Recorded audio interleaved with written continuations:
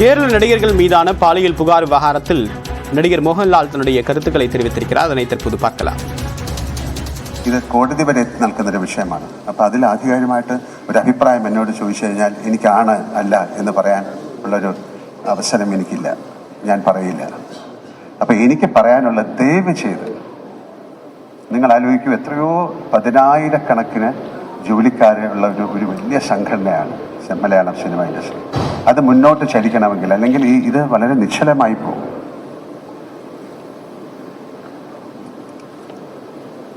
ഒരുപാട് ആൾക്കാർ പറയാണ് ഞങ്ങൾക്ക് പെൻഷൻ കിട്ടില്ലേ, ഞങ്ങൾ എന്താകും. അതായത് നമ്മുടെ ഒരു ഹോസ്പിറ്റലിൽ കിടന്നാൽ ഞങ്ങളാണ് അവരുടെ കാര്യങ്ങൾ നോക്കുന്നത്. ഇൻഷുറൻസ്, ഒരാൾ മരിച്ചു കഴിഞ്ഞാൽ പലപ്പോഴും ഒരു ഹോസ്പിറ്റൽ.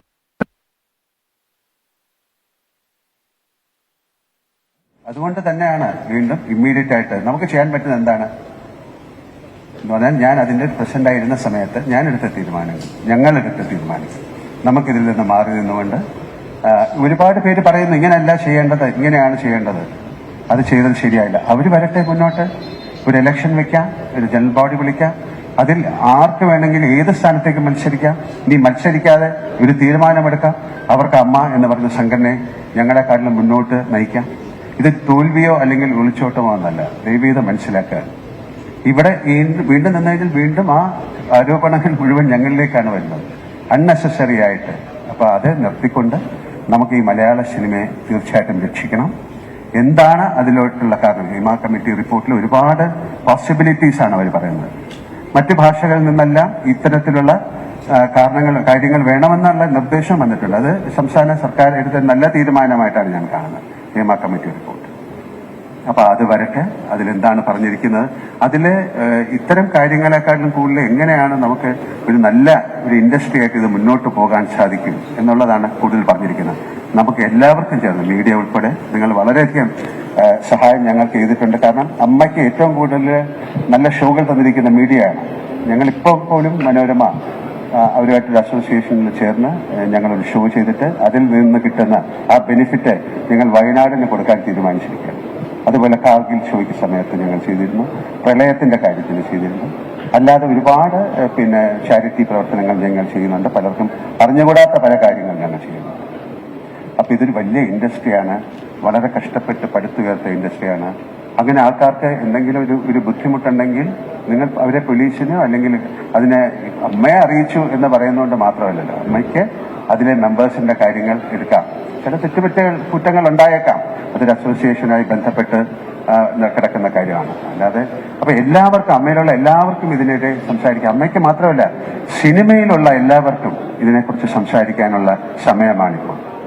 കാര്യം ഒരാൾ മാത്രം ക്രൂശിക്കപ്പെടുക അല്ലെങ്കിൽ ഒരു സംഘടന മാത്രം ക്രൂശിക്കപ്പെടുക എന്ന് പറയുന്നത് ശരിയല്ല. ഒരുപാട് സംഘടനകളുള്ള ഒരു വലിയ ബൃഹത്തായ ഒരു ഇൻഡസ്ട്രിയാണ് സിനിമ. നമുക്ക് മറ്റു ഭാഷകളിൽ നിന്നൊക്കെ നമ്മളെ വിളിച്ചു ചോദിക്കുന്നുണ്ട് ഞങ്ങൾ എന്താണ് ചെയ്യേണ്ടത്. അപ്പൊ നിങ്ങളൊരു കമ്മിറ്റി അതുപോലെ തുടങ്ങാനാണ് പറഞ്ഞത്. ഒരുപാട് പേർക്കുള്ള പ്രോബ്ലം ഇവിടെ നിന്ന് തുടങ്ങട്ടെ, കേരളത്തിൽ നിന്ന് ഒരു വലിയ മൂവ്മെന്റ് ആയിട്ട് ഇത് മാറട്ടെ. ഇത് എല്ലാ മേഖലയിലും വരണമെന്നാണ് ഞാൻ ആഗ്രഹിക്കുന്നത്. ഇത് സിനിമയിൽ മാത്രമല്ല, എല്ലാ മേഖലയിലും ഇതുപോലുള്ള ഒരു കമ്മിറ്റി, ഒരു പഠനം ഉണ്ടാകാം. അല്ലെങ്കിൽ മറ്റ് മേഖലകളിലേക്ക് ഈ കമ്മിറ്റിയുടെ ഈ റിപ്പോർട്ട് ഒരു പഠന വിഷയമാകട്ടെ. അതിന് ഏറ്റവും സ്വാഗതാർഹമാണ്. എല്ലാവർക്കും കറക്റ്റായിട്ടുള്ള റൈറ്റ് ആയിട്ടുള്ള നിയമം കിട്ടുമെന്ന് ആഗ്രഹിക്കുന്ന ഒരാളാണ് ഞാൻ. പിന്നെ നമ്മളൊരാൾ വിചാരിച്ചാൽ ആ നിയമത്തിനെ മാറ്റാനൊന്നും പറ്റില്ല. ഒരാൾക്ക് വേണ്ടി അങ്ങനെ സപ്പോർട്ട് ചെയ്യാൻ പറ്റും.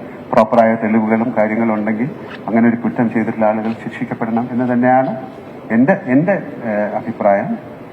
മലയാള സിനിമയുടെ എല്ലാ അഭിപ്രായം അങ്ങനെ ആയിരിക്കുമെന്ന് ഞാൻ വിശ്വസിക്കുന്നു. കാര്യം അതിന് ആരും ഒരു എതിരഭിപ്രായം പറയാൻ താല്പര്യപ്പെടില്ല. ഇതാണ് എനിക്ക് നിങ്ങളോട് പറയാനുള്ളത്. ദയവ് ചെയ്ത് നിങ്ങൾ എല്ലാവരും കൂടെ സഹകരിച്ച് ഈ ഒരു ക്രൈസിസിനെ, നമുക്കിപ്പം ഇതിനു മുമ്പ് എന്താണ് നടന്നത്, വളരെ ഇന്ത്യ കാണാത്ത ഒരു വലിയ ദുരന്തമാണ് നടന്നത്, ഒരു ഉരുൾപൊട്ടൽ. പക്ഷെ അതിനെയൊക്കെ നമ്മൾ അതിജീവിച്ചു. പ്രളയം, അതൊക്കെ അതിജീവിച്ചു. നിരപരാധിയായ ഒരുപാട് പേര് അതിൽ ഒഴിച്ചു പോയിട്ടുണ്ടാകാം. പക്ഷെ അതൊക്കെ മറന്നുകൊണ്ട് നമുക്കിതിനെ റീകൺസ്ട്രക്ട് ചെയ്തെടുക്കണം. കാര്യം ഈ ഒരു വലിയ ഇൻഡസ്ട്രി തകർന്നു പോയാൽ ഒരു പക്ഷേ നിങ്ങൾക്ക് എല്ലാവർക്കും സ്നേഹമുള്ള ഒരുപാട് പേര് നിസ്സഹായരായി നോക്കി നോക്കേണ്ടി വരും. അത് വളരെ പാവപ്പെട്ട ആൾക്കാരുണ്ട്, അതിൽ സിനിമയിൽ അഭിനയിക്കുന്നവരുണ്ട്, അഭിനയിക്കാത്തവരുണ്ട്. പിന്നെ ഇത്തരം ആളുകൾക്കുള്ള എങ്ങനെയാണ് ഇവർക്കൊക്കെ ഒരു ജൂനിയർ ആർട്ടിസ്റ്റ് എന്ന് പറയുന്നവർക്ക് ഒരു അസോസിയേഷൻ ഉണ്ടാകണം. കാര്യം നമ്മൾ പലപ്പോഴും പോകുമ്പോൾ അതൊരു ഏജൻസിയാണ്, അവരാണ് നമുക്ക് അവരെ ആൾക്കാരെ കൊണ്ടുവരുന്നത്.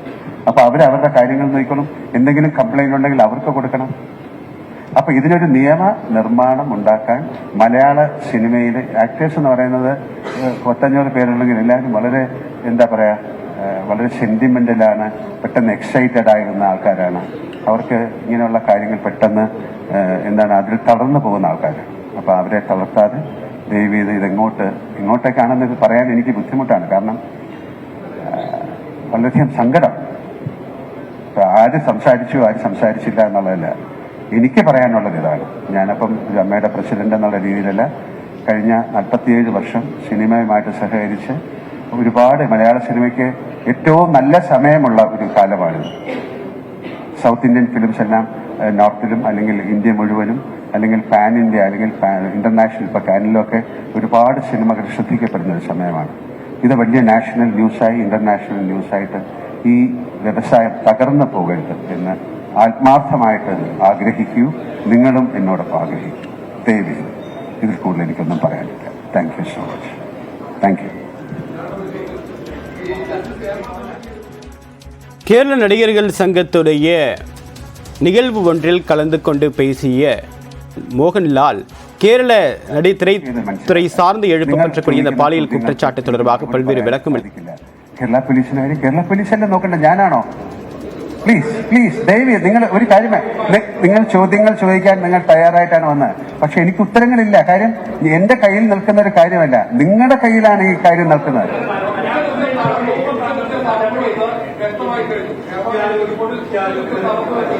രണ്ടുപേരും കൂടെ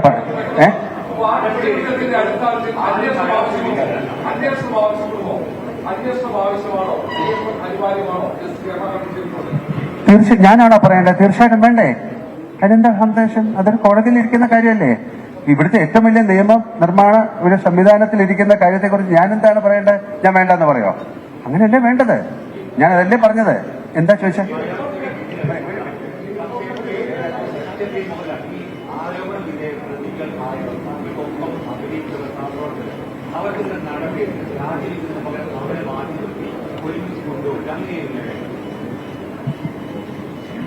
അതെ, അതിനെക്കുറിച്ച് ഞാൻ എന്താ പറയേണ്ടത്?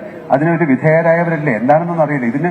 ഇതിനു മുമ്പും ഇതിലും വലിയ കാര്യങ്ങൾ നടത്തിയിട്ട് ഇല്ല എന്ന് പറഞ്ഞ് തിരിച്ച് സിനിമയിലും ഒരുപാട് കാര്യങ്ങൾ വന്നവരുണ്ട്. ഇത് സിനിമയിൽ മാത്രമല്ല. അതിലിപ്പോ നമ്മൾ പെട്ടെന്നൊരു തീരുമാനം എടുക്കാൻ ഞങ്ങൾക്ക് സാധിക്കുന്നില്ല. അത് ഒരു നിയമം എന്ന് പറയുന്നത് പോലീസിന്റെയോ അല്ലെങ്കിൽ കോടതിയുടെ കയ്യിലിരിക്കുന്ന ഒരു കാര്യത്തിൽ എനിക്കൊരു അഭിപ്രായം പറയാൻ പറ്റില്ല. കാര്യം അത് സംഭവിച്ചു പോയി. അത് ഇനി സംഭവിക്കാതിരിക്കാനുള്ള കാര്യങ്ങൾ നമുക്ക് നോക്കാം. അത് സംഭവിപ്പിക്കാതിരിക്കാനുള്ള കാര്യങ്ങളിലേക്ക് നമുക്ക് നോക്കാം. അപ്പൊ ഞാൻ വീണ്ടും പറയുന്നത്, നിങ്ങളുടെയും കൂടെ ഉത്തരവാദിത്തമാണ്. നിങ്ങൾക്ക് എന്നെ അറിയില്ലേ, ഞങ്ങളെ അറിയില്ലേ? ഞങ്ങളെ കാണുമ്പോൾ ചിരിക്കുകയും ഞങ്ങളെ സംസാരിക്കുകയൊക്കെ ചെയ്യുന്ന ആൾക്കാരല്ലേ. ഒരു ദിവസം കൊണ്ട് ഞങ്ങൾ എന്താണ് നിങ്ങൾക്ക് അന്യന്മാരായി പോകുന്നത്? അത് തെറ്റാണ്. ഒരു മിനിറ്റ് മോനെ, ഞാൻ സംസാരിച്ചോട്ടെ. എന്താ പറയാം? അത് ഞാൻ പറഞ്ഞ ഇത് തന്നെ നിങ്ങൾ ചോദിച്ചാൽ ഞാൻ എന്താ പറയേണ്ടത്? എനിക്കതിനെക്കുറിച്ച് അറിയില്ല.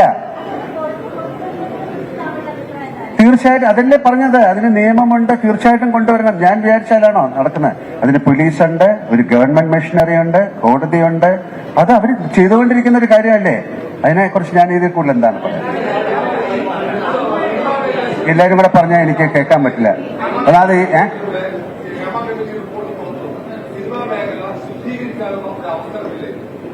അതെ, ഇതെന്തിനാ എന്നോട് ചോദിക്കുന്നത്? ഞാൻ പറഞ്ഞ മുഴുവൻ അതല്ലേ അവസരം. നിങ്ങളും കൂടെ ചേർന്ന് അതിനെ സഹായിക്കൂ. ഞാൻ എന്താ പറയണ്ട അദ്ദേഹത്തിനോട്?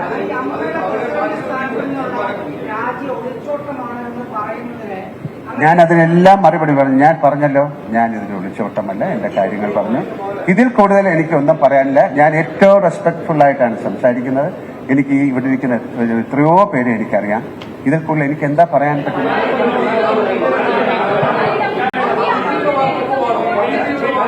ഞാൻ ആരുടെ മറുപടി പറയണ്ടത്? തീർച്ചയായിട്ടും എന്താ സങ്കടം, എന്താ മനസ്സിലായത്? തീർച്ചയായിട്ടും അങ്ങനെയല്ലേ വേണ്ടത്.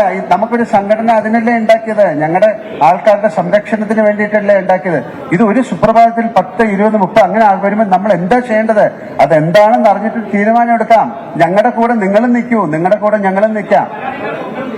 പിന്നെന്താ? തീർച്ചയായിട്ടും അങ്ങനെയല്ലേ വേണ്ടേ. സർക്കാർ തീരുമാനിച്ചിട്ടുണ്ട് ഈ മൊത്തത്തിൽ സിനിമാ മേഖലയിലുള്ള പ്രശ്നങ്ങൾ പരിഹരിക്കാൻ അതുമായി സഹകരിക്കും. എന്റെ അടുത്ത് ചോദിച്ചാൽ ഞാൻ എന്താ പറയണ്ടേ? അത് നല്ലൊരു കാര്യത്തിനാണെങ്കിൽ തീർച്ചയായിട്ടും നിങ്ങൾ സഹകരിക്കോ? അപ്പൊ ഞങ്ങൾ ഉറപ്പായിട്ട് സഹകരിക്കും. കാര്യം അതല്ലേ, ഒരു ശുദ്ധീകരണത്തിന്, ഒരു നല്ല കാര്യത്തിന് നടക്കുന്ന ഒരു കാര്യത്തിൽ നിങ്ങൾ സഹകരിക്കുമെന്നുള്ള ചോദ്യം അത് പ്രസക്തമല്ല. സഹകരിക്കും. എന്താ മാഡം?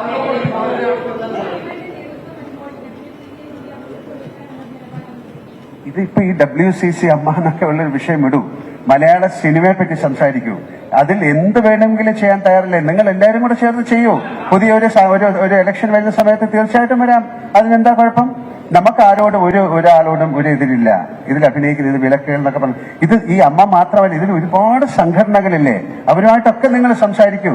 അവരുടെ എല്ലാം റിപ്പോർട്ടുകൾ എടുക്കൂ. അവരുമായിട്ട് അവർക്ക് എന്താ പറയാനുള്ളതെന്ന് കേൾക്കൂ.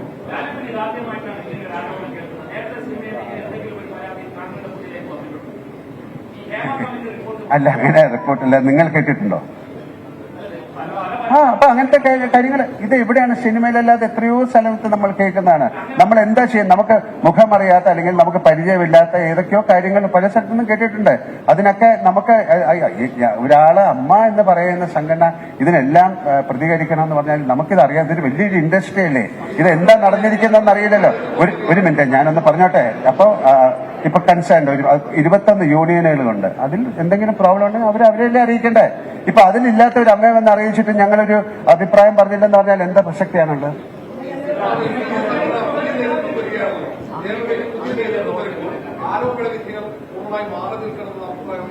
എന്താണ് ഇതിന്റെ ഒരു കാര്യം നടന്നുകൊണ്ടിരിക്കുകയല്ലേ? 2 മാസം അതിനുള്ളിൽ നമുക്കിതറിയാം. ഇത് അറിഞ്ഞിട്ട് എന്താന്ന് വെച്ചാൽ തീരുമാനിക്കാം. അപ്പൊ നിങ്ങൾ സഹകരിക്കൂ പ്ലീസ്. എനിക്ക് ബിബി ജോൺ സാറിന്റെ ഒരു അനുസ്മരണത്തിന് പോകാനുള്ളതാണ്. അത് എന്റെ സുഹൃത്തെ, ഞാൻ അതിന്റെ ഇപ്പൊ പറഞ്ഞു. ശരി, വളരെ എനിക്ക് ബേബി ജോൺ സാർ ഒരു മിനിറ്റ് ബേബി ജോൺ സാറിന്റെ ഒരു അനുസ്മരണത്തിന് പോകേണ്ടതാണ്.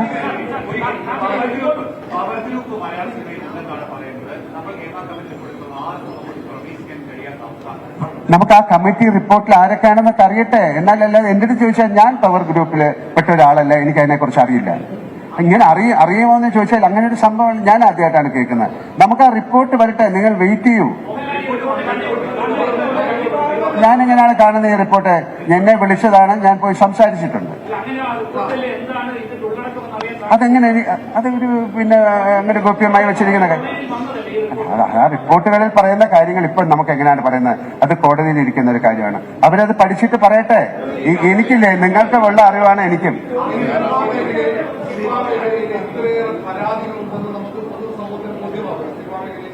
അങ്ങനെ പൊതുസമൂഹത്തിനൊന്നും ബോധ്യമായിട്ടില്ല. നിങ്ങൾ അങ്ങനെ പറയരുത്. നിങ്ങൾ പൊതുസമൂഹത്തിന് ബോധ്യമായെന്ന് അങ്ങനെ പറയും. നിങ്ങൾ പൊതുസമൂഹത്തിന് ബോധ്യമാകരുത്. അതിനുള്ള ശ്രമങ്ങളാണ് നമ്മൾ ചെയ്യേണ്ടത്. ഞാൻ പറയുന്നു, ഒന്ന് ശ്രമിക്കുക. എന്നെ പറയാൻ സമ്മതിക്കുന്നില്ലല്ലോ. ശരി, താങ്ക് യു വെരി മച്ച്.